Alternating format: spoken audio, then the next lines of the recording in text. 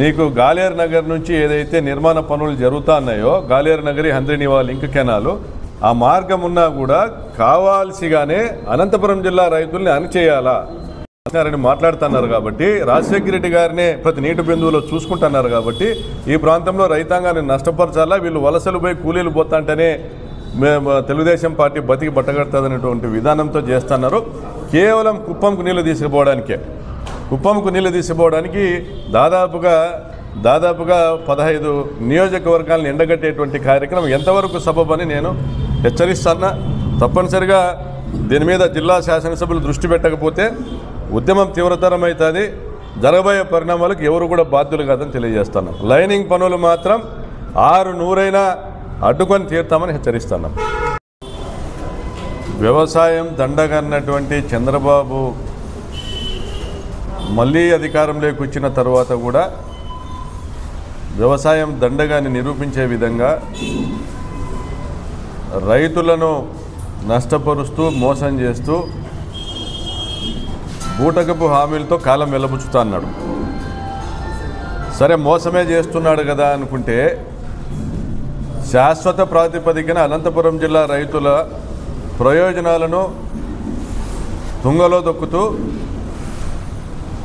అనంతపురం జిల్లాలో హంద్రీనివా కాలువ కింద, హంద్రీనివా కాలువ 2వ దశ కింద ఉన్నటువంటి గ్రామాల రైతులను శాశ్వతంగా కూలీలుగా మార్చేటువంటి కార్యక్రమాన్ని చేపట్టినాడు.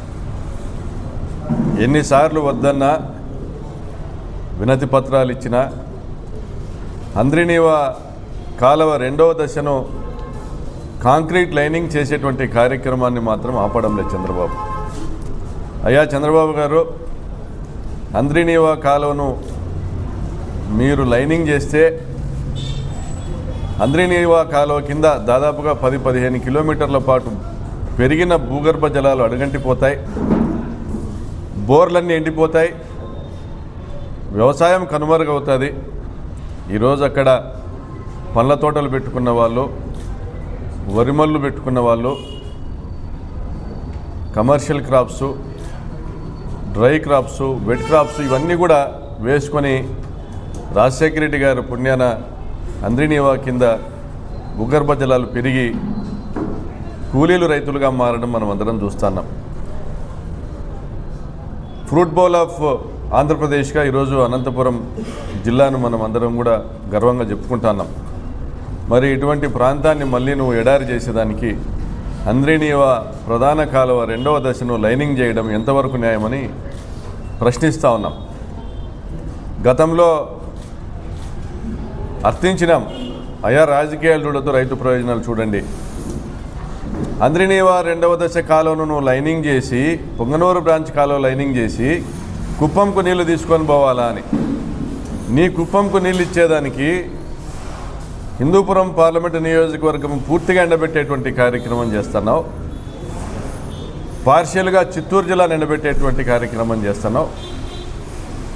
మరి నీకు ఒరుగుతాండేది ఏంది? శాస్త్రీయంగా నువ్వు చేస్తున్నది కరెక్టా కాదని చర్చించినావా? ఇంజనీరింగ్ నిపుణులతో మాట్లాడినావా? రైతు ప్రతినిధులతో మాట్లాడినావా? పోనీ మీ నిమ్మల రామానాయుడుతోనైనా చర్చించినావా చంద్రబాబు నాయుడు గారు? ఈరోజు రాష్ట్రంలో ఎక్కడన్నా పోయి చూసుకోండి, కాలువ లైనింగ్ ఎప్పుడు చేస్తారు? కేసీ కెనాల్ 100 ఏళ్ల కింద కట్టిండే కేసీ కెనాల్ను దాదాపుగా 100 సంవత్సరాల తర్వాత లైనింగ్ చేసినారు. మరి కృష్ణా డెల్టా లైనింగ్ పనులు ఇప్పటికీ కూడా జరుగుతూ ఉన్నాయి, గోదావరి డెల్టా లైనింగ్ పనులు ఇప్పటికే జరుగుతూ ఉన్నాయి. మన పక్కన ఉన్న తుంగభద్ర ప్రాజెక్ట్ హెచ్ఎల్సి కాలువ లైనింగ్ పనులు ఇప్పటికీ పూర్తి కాలే. దాని కింద ఉన్నటువంటి బ్రాంచ్ కాలువల పనులు ఇప్పటికీ లైనింగులు పూర్తి కాలే.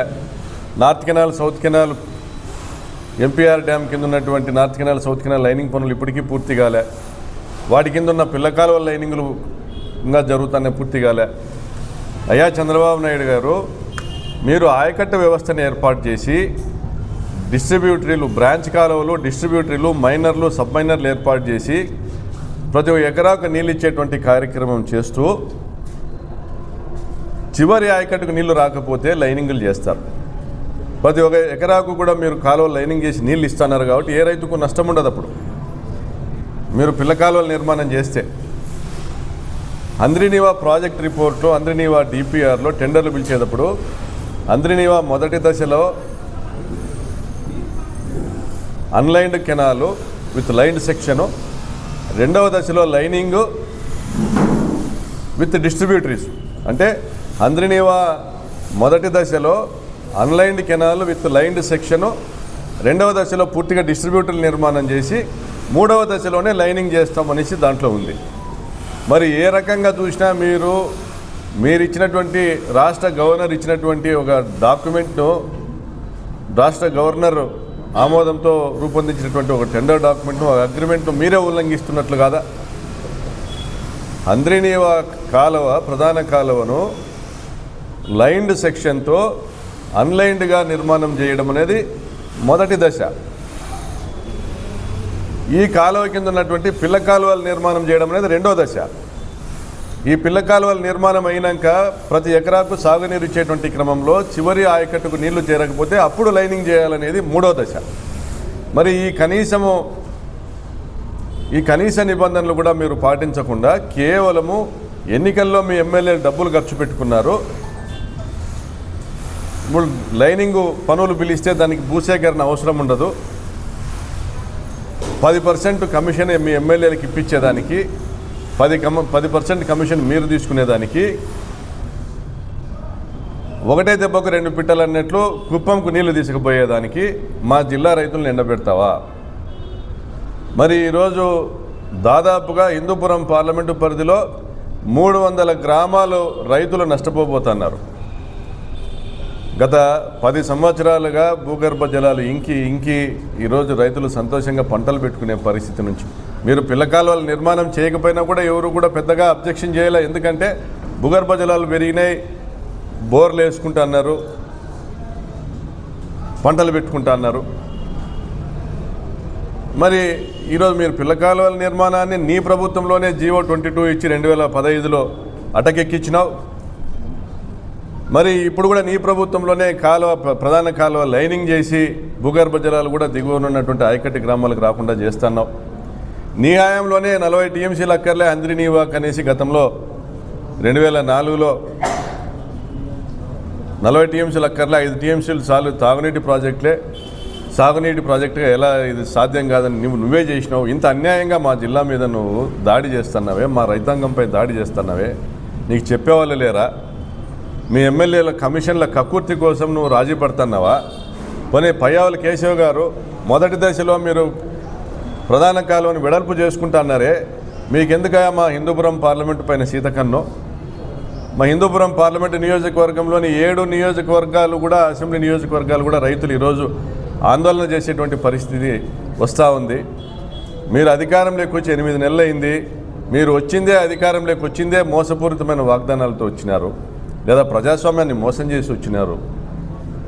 కానీ వచ్చినారు, మీ వల్ల ప్రజలకు వచ్చేటువంటి పథకాలు రావడంలే.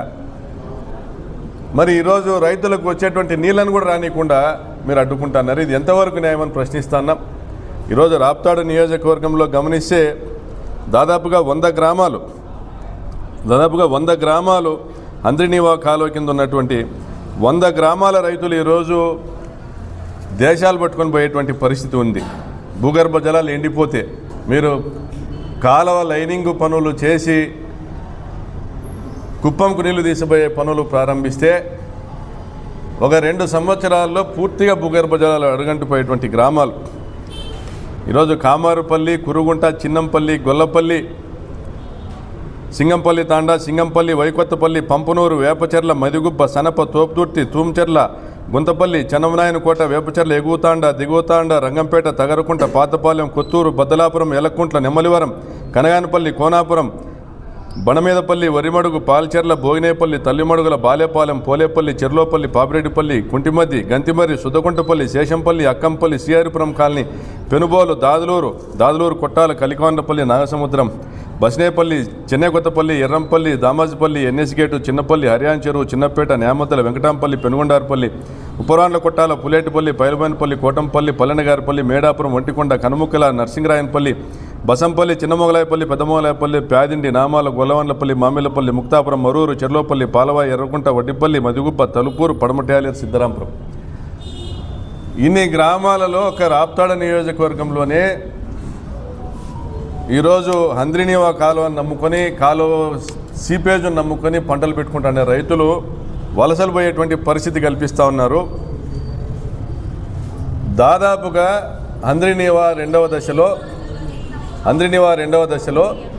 300 చెరువులు ఉండగా అనంతపురం జిల్లాలో ఈరోజు కనీసము 200 చెరువులకు నీళ్లు పోతా ఉన్నాయి. ఈ 200 చెరువులకు నీళ్లు పోతున్నాయంటే ఒక 12 నుంచి 14 టీఎంసీ నీళ్లు పోతున్నాయి.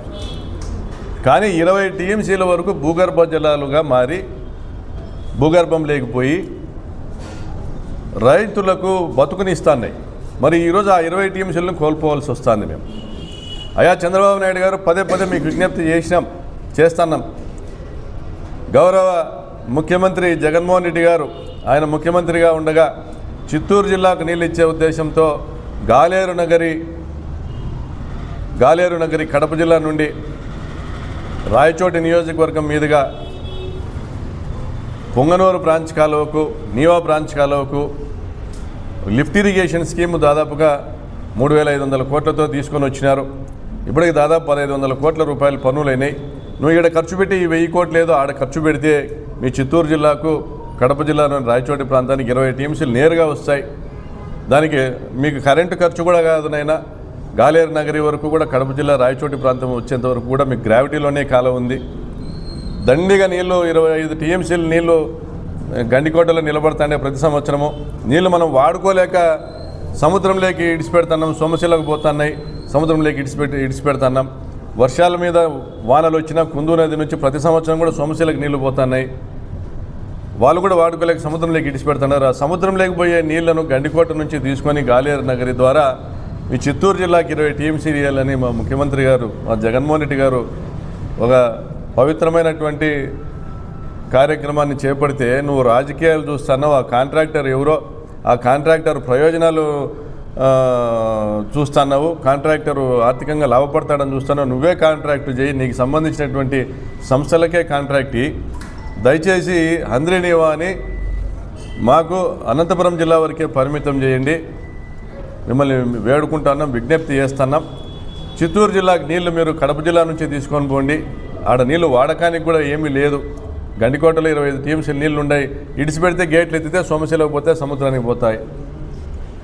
నీకు ఆడ 80,000 క్యూసెక్కులకు పోతిరెడ్డిపాడు వెడల్పు జరిగేటువంటి కార్యక్రమం జరుగుతూ ఉంది. కాలువలు వెడల్పు చేసేటువంటి కార్యక్రమం జరుగుతూ ఉంది. మళ్ళీ ఆడ రాయలసీమ లిఫ్ట్ ఇరిగేషన్ కూడా ఏర్పాటు చేస్తున్నారు. అవి పూర్తి చేయండి స్వామి. ఆ విధంగా చిత్తూరు జిల్లాకు నీళ్ళు తీసుకొని పోయి ఆ 20 టీఎంసీల మిగులు ఏదైతే హంద్రినీవా నుంచి కిందికి ఇవ్వాల్సిన అది మిగులుతాయో అవి కూడా వాటి మీద కూడా అనంతపురం జిల్లాకు హక్కు కల్పించండి, జీవో ఇవ్వండి అని డిమాండ్ చేస్తున్నాం. మేము ఎన్నిసార్లు విజ్ఞప్తి చేసినా మీకు దున్నపోతు మీద వాన కురిసినట్లుగానే ఉంది.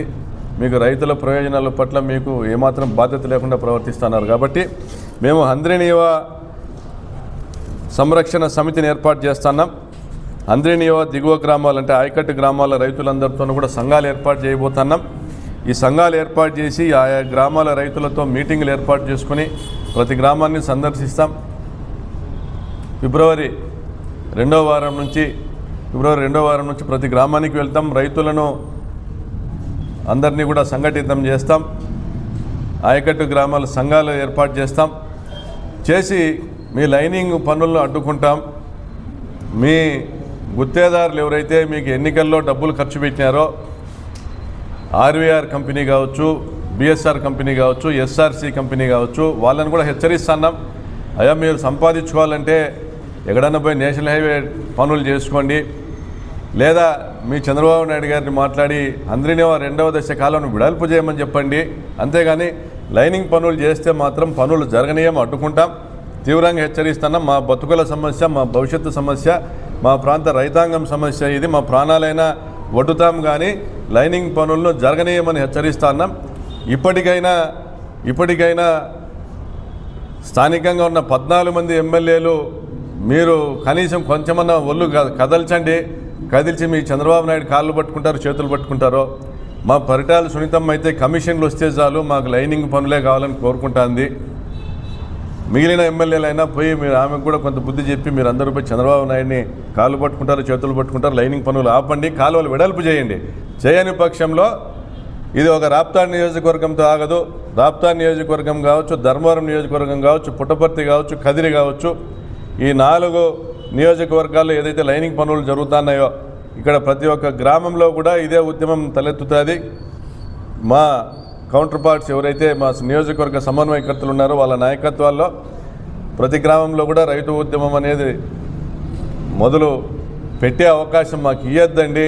రైతులు తిరగబడితే ప్రభుత్వాలు కూలినే గుర్తు తెచ్చుకోండి. ఉచిత విద్యుత్ మీద రాజశేఖర రెడ్డి గారు ధర్నా చేస్తా అంటే రైతుల్ని చంపించినావు చంద్రబాబు, నీ తుపాకీ గొట్టాలతో తూటాలతో నువ్వు రైతుల్ని చంపించినావు, నీ గుర్రపు డెక్కలతో తొక్కించినావు.